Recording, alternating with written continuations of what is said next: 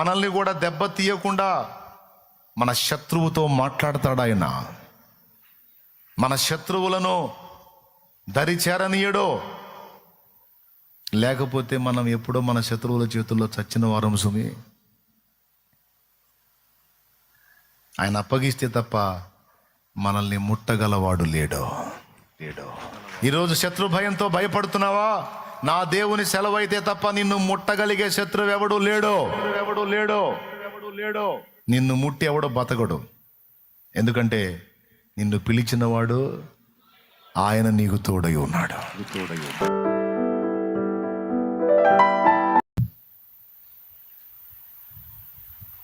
నిజంగా ఒక్కోసారి ఆయన ప్రేమ దలుచుకున్నప్పుడు, ఆయన అడ్డగింపులు దలుచుకున్నప్పుడు, నిజంగా నువ్వు అడ్డగించటం అనేది ఎంత మంచిదో ప్రభువా. నువ్వు అడ్డగించకపోతే ఏమైపోతానో, ఏమైపోయేదాన్నో, ఏమైపోయేవాడినో అనుకొని ఏడవాల్సి వచ్చింది. మనం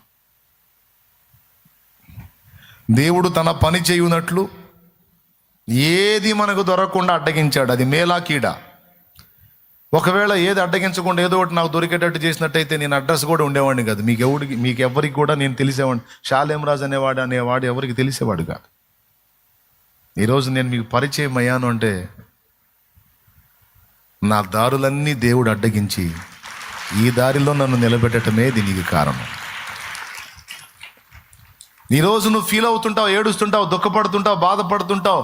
అందరికి అన్ని దారులు ఓపెన్ అవుతున్నాయి, నాకేంది నాయన అన్నీ మూసేసి కూర్చున్నావు? ఏనన్నే బతకని తలుచుకోలేదా? సావగొట్టాలనుకున్నావా? చుట్టూ శూన్యం పెట్టేశావేంటి? ఏంటైనా నా పరిస్థితి అని నువ్వు అంటే దేవుని సమాధానం అవును. నువ్వు నేనన్న దారిలోనికి వచ్చిన దాకా నీకు ఏ దారి దొరకదురా. నా కుమారి దొరకదు, నా కుమారుడా దొరకదు. నువ్వు నా దారిలోకి రావాలి, నా పిలుపులోకి రావాలి, నా ఏర్పాటులోకి రావాలి, నువ్వు లోబడాలి. ఇది న్యాయం కాదు బ్రవ్వా అని మనం అనకూడదు. ఎందుకంటే మనం కాళ్ళ ముందు జీవితాన్నే చూస్తాం, ఆయన మన భవిష్యత్తు చూస్తాడు. అప్పుడేమో ఏడుచుకున్నా, దేవుడి మీద ఏడవని రోజు లేదు. కూర్చొని నన్ను చంపేయచ్చుగా అని కూడా అడిగా. నాలంటాడు వాడు, బతకటం అవసరమా? నా ప్రాణం తీసుకొని ఆయన నా అంతటా నేను చేస్తే నరకానికి పోతా, ఆత్మహత్య చేసుకుంటే. అందుకే నువ్వే ఏదో ఒక వంక పెట్టి లేపేసాయి అని కూడా ప్రార్థించాను. మీకు తెలుసా, ఒకసారి కాదు చాలాసార్లు. దేవుడి కృప, ఆ ప్రార్థన మాత్రం విన్నట్టయితే అప్పుడు పోయేవాడిని. కొన్ని ప్రార్థనలు దేవుడు వినకపోవటమే మంచిది మనకి. అప్పుడున్న బాధను బట్టి అలా అడిగా. దేవుని మహాకృప, దేవుడి కార్యం చేశాడు. కాబట్టి ఇప్పుడు 3 విధములైన అడ్డగింపులు మనం చూసాం. నంబర్ 1, దేవుని పిలుపుకు మనం లోబడినట్లు ఏ దారి మనకు దొరకకుండా ఆయన అడ్డగించటం అనేది మనకి మేలు. ఒకవేళ నువ్వు అలా అడ్డగింపబడుతుంటే మరి ఏ ఏర్పాటు, ఏ పిలుపు నీ మీద ఉందో ఒక్కసారి నువ్వు పరిశీలించుకో, విమర్శించుకో, దేవుని ముందు కూర్చో. నీకు అర్థం కాకపోతే అడుగు, దేవుడే మాట్లాడతాడు నీతో.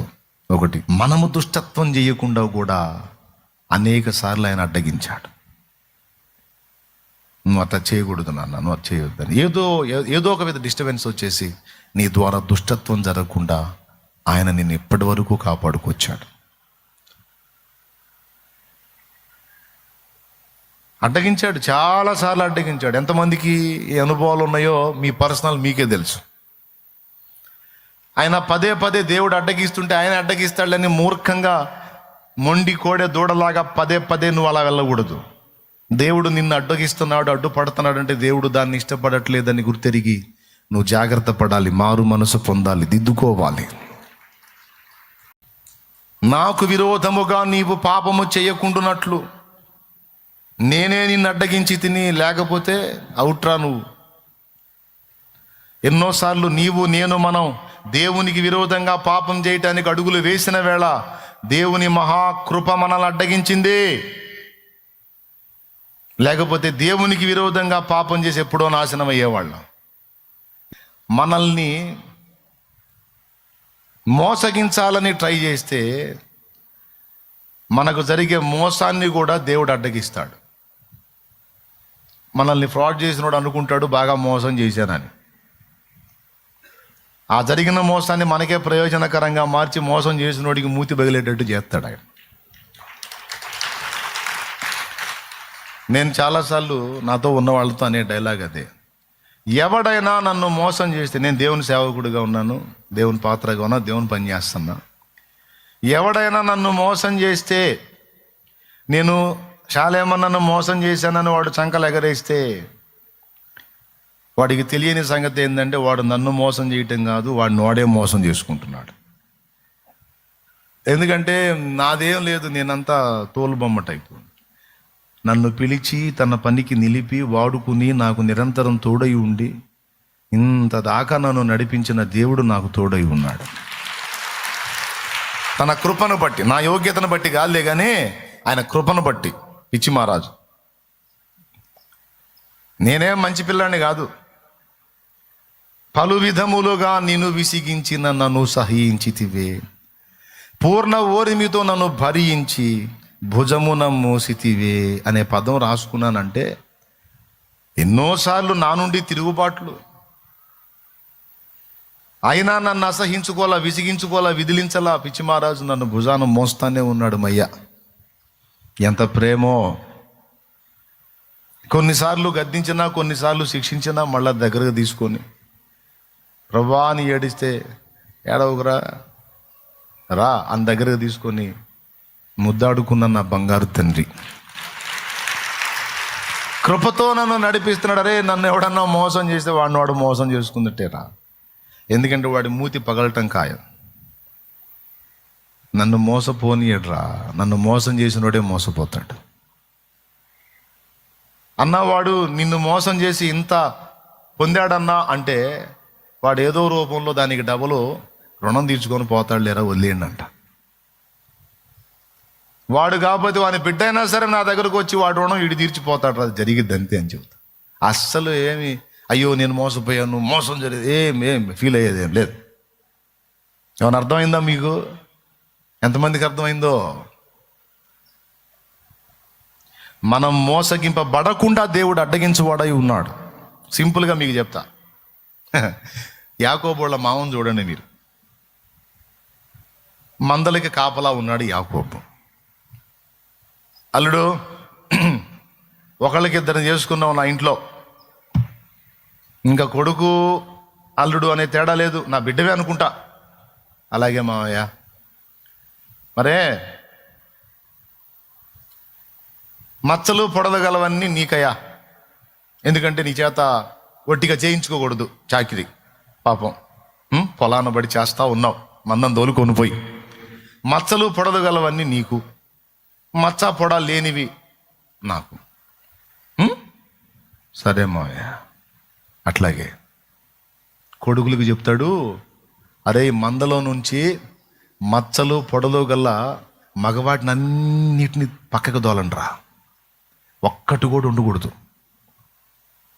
ఒక్కటి కూడా ఉండకూడదు, మొత్తాన్ని దోలండి. ఇప్పుడు మచ్చలు పొడలు కలిగినటువంటి పొట్టేళ్ళు మందలో ఉన్నాయి అనుకో, కనీసం కొన్ని పిల్లలైనా అవి పుడతాయి. ఆ మచ్చలు పొడలు ఉన్నటువంటి పొట్టేళ్ళన్నిటిని బయటికి దోలాడు అనుకో మంద నుంచి, ఇంకా ఆ పిల్లలు ఎట్ట పుడతాయి? చూడు, అల్లుడికి దయ చూపినట్టే గ్యాంబ్లింగ్, అల్లుడికి ప్రేమ చూపినట్టే, అల్లుడికి జీతం ఇచ్చినట్టే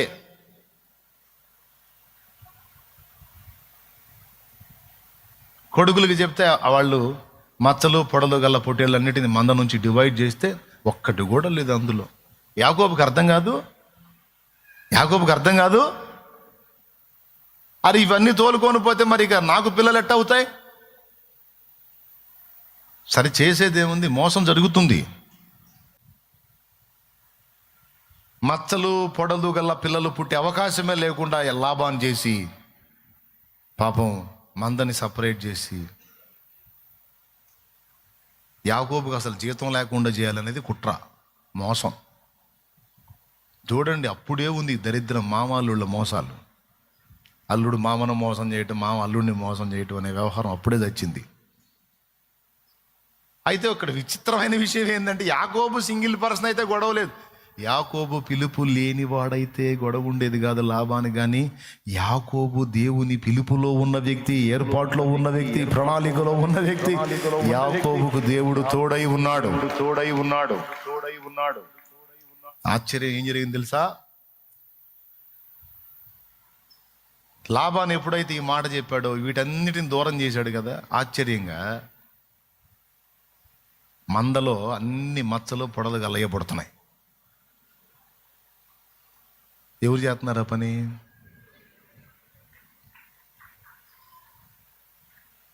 మళ్ళీ లాబాను పిలిచాడు యాకోబుని. అల్లుడు డ్రామా ఏంది, తేడా వచ్చింది? కొడుకుల్ని తిట్టాడు. దరిద్రులారా, మొత్తం సరిగ్గా గ్రేడ్ చేయాలి కదరా, కొన్నిటిని వదిలిపెట్టినట్టున్నారు, అన్నీ అయ్యే పిల్లలు పెడుతున్నాయి.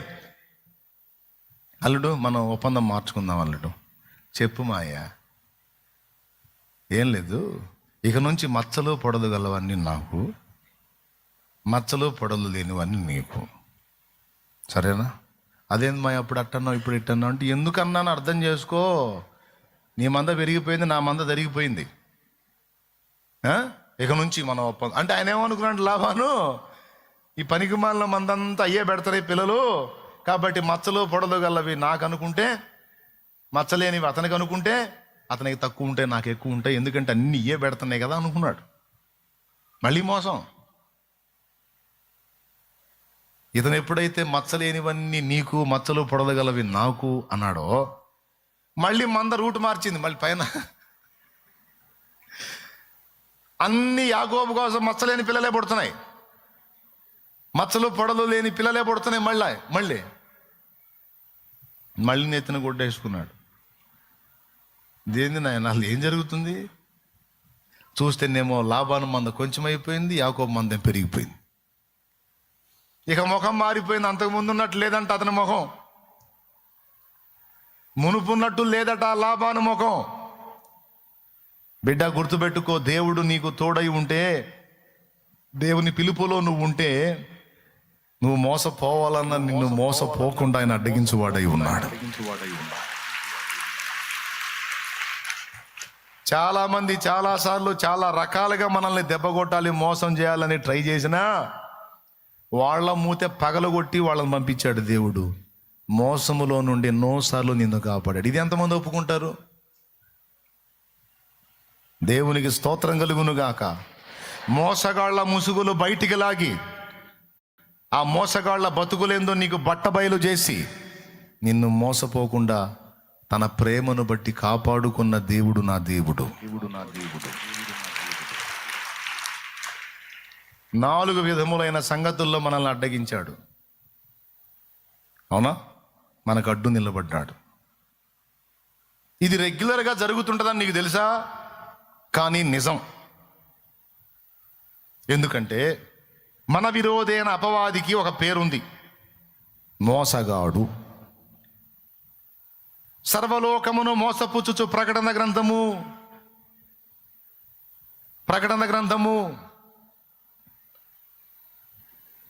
12:9 చూడు ఒకసారి.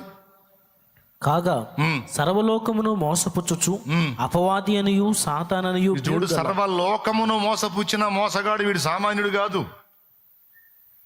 ఒకరిద్దరిని కాదు, సర్వలోకాన్ని మోసగించే మోసగాడు వీడు. ఓకే, ప్రకటన గ్రంథము 20వ అధ్యాయము 1వ వచనం నుంచి చూస్తే, ఇక జనములను మోసపరచకుండునట్లు అని వాడి గురించే మాట్లాడతాడు. సాతాననియు ఘట సర్పమనియు చెప్పబడిన ఆది సర్పమైన ఆ మహాఘట సర్పము అపవాది అనియు సాతాననియు పేరుగల ఆది సర్పమైన ఆ మహాఘట సర్పము అగాధములో పడద్రోయబడి సంకెళ్ల చేత బంధించబడింది. ఆ 1000 ఏండ్లు గడచు వరకు ఇక జనములను మోసపరచకుండునట్లు. వాడు మోసగాడు. నిజంగా దేవుడు మనకు తోడై ఉండకపోతే ఈ మోసగాడి చేతిలో ఎప్పుడో అయిపోయేవాళ్ళం. ఆ మహానుభావుడు నిరంతరం మనకు ప్రాకారమై ఉండి దుష్టత్వం పాలు మనం కాకుండా, మనం దుష్టత్వం చేయకుండా, ఆయన చిత్తం తొలగిపోకుండా, ఈ దుష్టుడి చేతిలో మోసపోకుండా ఈ 4 సంగతుల్లో నిరంతరం కాపాడుతూ ఉన్నాడు.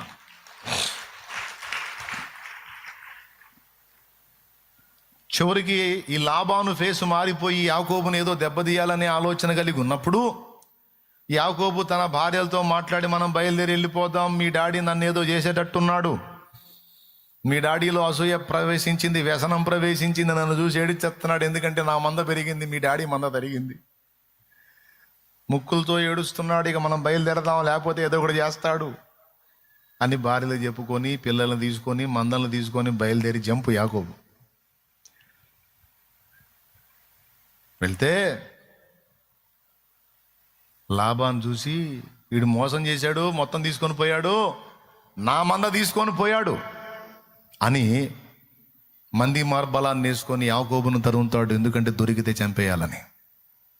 వ్యసనము, అసూయ రక్త సంబంధాన్ని కూడా శత్రుత్వంతో మార్చేస్తుంది. వ్యసనం, అసూయ అనేది రక్త సంబంధాలకు కూడా విలువ లేకుండా చేస్తుంది. ఈ అసూయ, ఈ కుళ్ళు, ఈ దరిద్రం, ఈ మత్సరం రక్త సంబంధాలకు కూడా పట్టించుకోదు. అప్పుడు ఉంది, ఇప్పుడు కూడా ఉంది. నువ్వు బాగుపడుతున్నావు అనుకో, అవతలోడు చితికిన స్థితిలో ఉన్నాడు, వాడు ఎంత దుఃఖపడతాడంటే నువ్వు నాశనం అయిపోతే రక్త సంబంధే కోరుకుంటాడు. ఇలాంటి దుర్మార్గపు మనస్సులు కూడా ఉన్నాయి. ఆనాడు లాబాను బుద్ధి కూడా అలానే పనిచేసింది. తరిమాడు యాకోబుని, ఇంకా కొంచెం ఒక్క రోజు జర్నీ చేశాడంటే యాకోబును పట్టుకుంటాడు, చంపేస్తాడు. ఈ రాత్రి దేవుడు దర్శించాడు. సొంత మామే, అటు మేనమామ, ఇటు పిల్లనిచ్చిన మామ, రెండు విధాల మామ, కూతుళ్ళ మొహం కూడా చూడలా, అల్లుడిని చంపేద్దామని శత్రువు అయిపోయాడు, సొంత వాడే శత్రువు అయిపోయాడు. అయితే జీవం గల దేవుడు లాబాను అడ్డగించాడు. యోసేపును చంపకుండా యోసేపు అన్నల్ని అడ్డగించాడు. మనల్ని కూడా దెబ్బ తీయకుండా మన శత్రువుతో మాట్లాడతాడు ఆయన. మన శత్రువులను దరి చేరనీయడు. లేకపోతే మనం ఎప్పుడో మన శత్రువుల చేతుల్లో చచ్చిన వారం సుమి. ఆయన అప్పగిస్తే తప్ప మనల్ని ముట్టగలవాడు లేడు. ఈరోజు శత్రు భయంతో భయపడుతున్నావా?